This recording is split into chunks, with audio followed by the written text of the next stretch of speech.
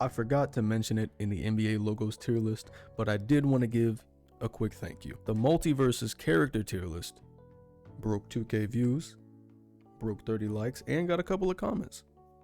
So, thanks. It's not crazy viral bust a nut and quit my job numbers, but in a climate where everyone's trying to do the same thing, I think it's important to celebrate whatever wins you can get. And I'm just having fun giving my bad opinions. So, let's do it again. Last week, Summer Games Fest began, so I decided to do a tier list on every game announced at the initial showcase. And when I say announced, I mean new games coming out.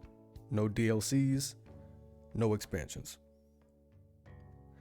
Those are the same thing. Typically, I try to get these tier lists out at least once a week, but there was a lot of games shown off. It was a very good showcase. In fact, too many games to put into one chapter. Too many games to put into one video. So what I'm gonna do is the first half today and the second half at the end of the week. The Xbox game showcase was also this past weekend, so maybe you'll even get 3. No, you won't. And as always, there is nothing factual that goes into my decision making. This list and the places I put these games are based solely on my first impressions from the trailer and if I would actually play it.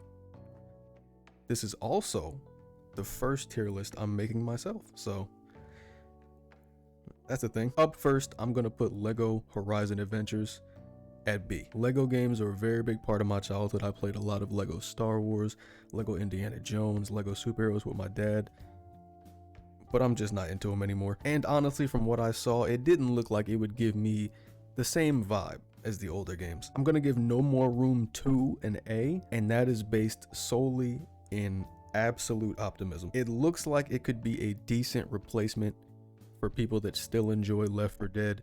I like the idea of 8-player co-op in a game like that, but it has to be done right. And last time someone tried it, it was not done right. Quidditch Champions,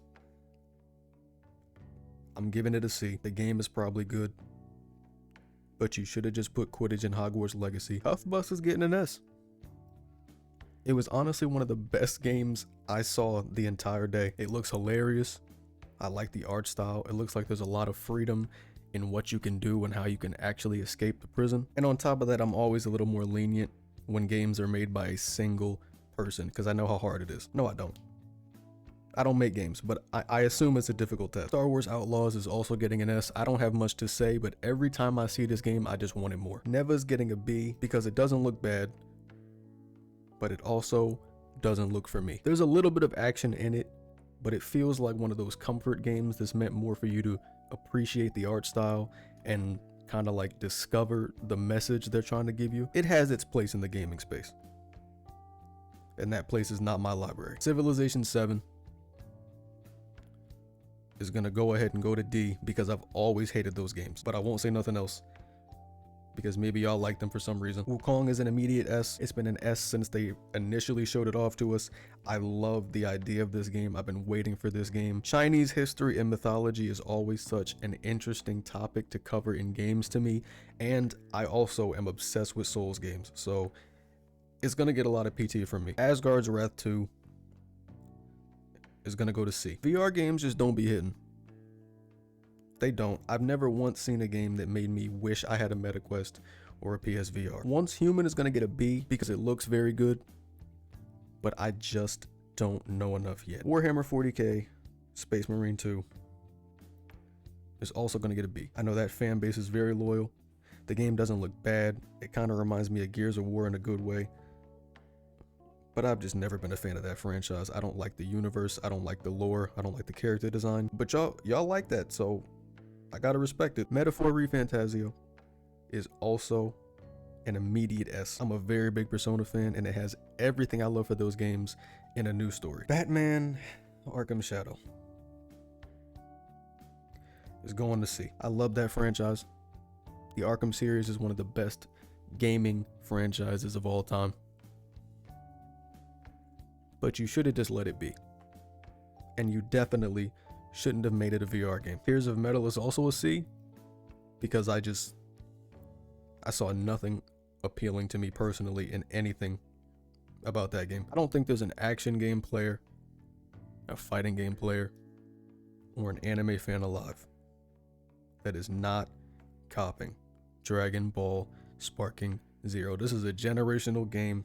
It has the power to rip some of us from the clutches of Call of Duty and 2K. So it's getting an S. If my mouse would work, it's getting an S. Fatal Fury City of the Wolves is getting an A. Kind of a game for our parents. At least parents like my dad that grew up gaming, got their kids into gaming, and they're still gaming to this day. Fatal Fury was a big game for my dad. The revamp kind of gives an opportunity for people like him to enjoy their favorite game again, and people like me to experience it in a more modern setting. And I do like the way it looks. I like the art style, I like the character design. Surprisingly, I'm also going to give Mecha Break an A. I'm not a fan of Gundams. I don't like anything with giant mechs in it, with the exception of Transformers. But one thing they do is make a game look good. I'm not going to go over every game they announced, but I am going to give Blumhouse Games an S as a whole. I think ideas like Blumhouse getting into games and Jordan Peele working on the game himself is very big for the horror community, and it spells a good future because that can really expand on the storytelling in the horror genre. I'm also going to give Power Rangers Rita's Revenge an A. I've always been a very big fan of side-scrolling beat-em-ups. I love Scott Pilgrim. I love Streets of Rage. I love the old Ninja Turtle games. And it looks like it gives you that vibe with a little bit more to kind of cut up the monotony of just walking around and hitting people. Deer and Boy is going to get a B. It looks like another one of those comfort games that's more meant for you to enjoy the story and the message and kind of figure out what's going on. Now, I didn't play Kingdom Come Deliverance 1, but I am going to give the sequel an A because it does look like the kind of game I would be very into and spend a lot of time on. The vibe I got from the gameplay trailer was kind of a mix of Skyrim and Fable, and those are two of my favorite games of all time. So the game does look good. Slitterhead surprised me. I'm giving it an S. I have no idea what the game's about. When I initially saw the trailer months back, it just looked like another horror game. But that combat, the body swapping mechanic, the counter system, it looked a bit clunky. But if it fits into the game, it's going to be a banger. And lastly, for part 1, Killer Bean. Anybody my age knows that this character is iconic. I used to watch this video or his videos at least once a week, over and over. The animation was crazy. It had a decent storyline, and the game looks good. Why does the game look so good? It's getting an S. So anyway, that's my list for the first half of the Summer Games Fest games. And as always, if at any point throughout this entire video you thought I was wrong, probably, but so are you, and that's okay.